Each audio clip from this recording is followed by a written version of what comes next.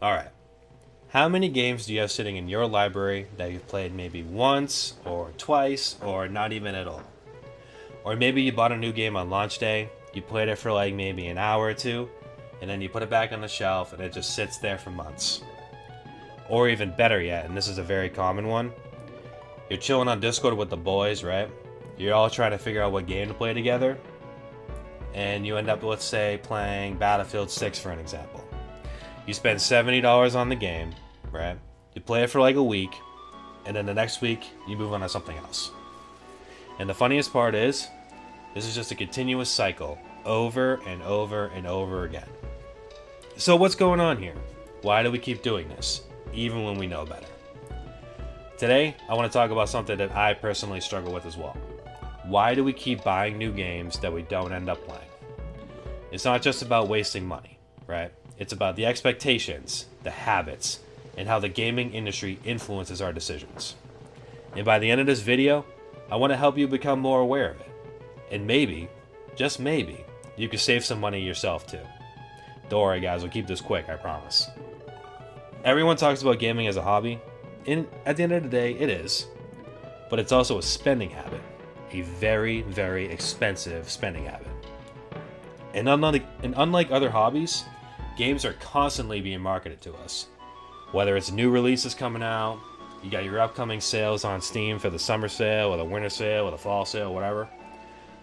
A bunch of hype surrounding the game and on Reddit, on Twitter, all that shit, right? And also influencers posting, gameplay of the game, hyping it up, telling everybody how great it is, all that stuff. So even when we don't need a new game, we still feel like we should buy one. And here's the truth, guys, we don't just buy games, we buy the expectations of the game. We imagine playing with the boys every night, grinding for hours, getting fully immersed in that open world experience. But in reality, it doesn't work like that. The boys are always busy, we all got kids, we all got jobs, we all got responsibilities, right? Or either that, you start to play a game yourself, right? And motivation just drops. The world is too big, or there's way too many things going on, and you just lose interest. And suddenly that $70 game turns into a 2-hour experience. I've been there, guys, I buy a game thinking, this is the one. I'm going to really get into this one. And then after I play it for like maybe a day or two, I lose interest and then move on to something else. And instead of questioning it, right, I just continue to that cycle over and over again.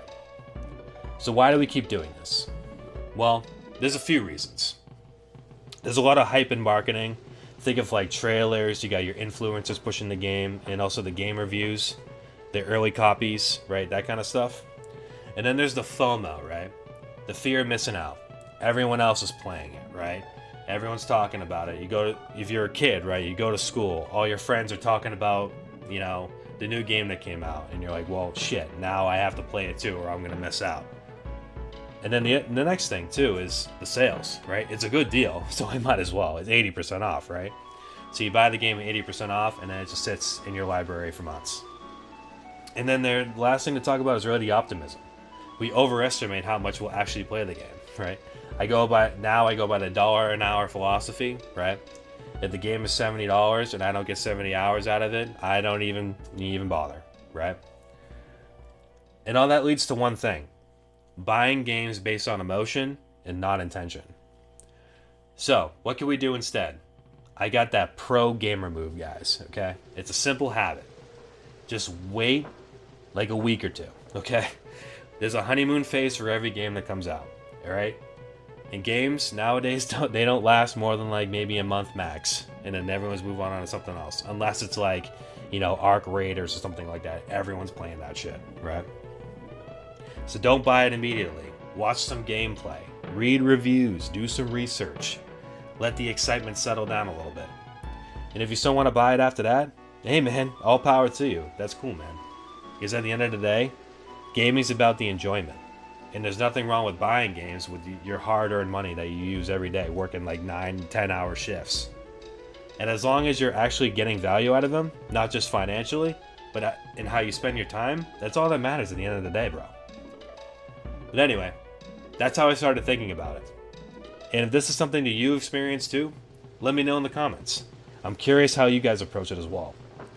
And if this video helped you think about some habits a little differently, make sure to like and subscribe. Thanks for watching, everyone, and I'll catch you on the next one. Peace.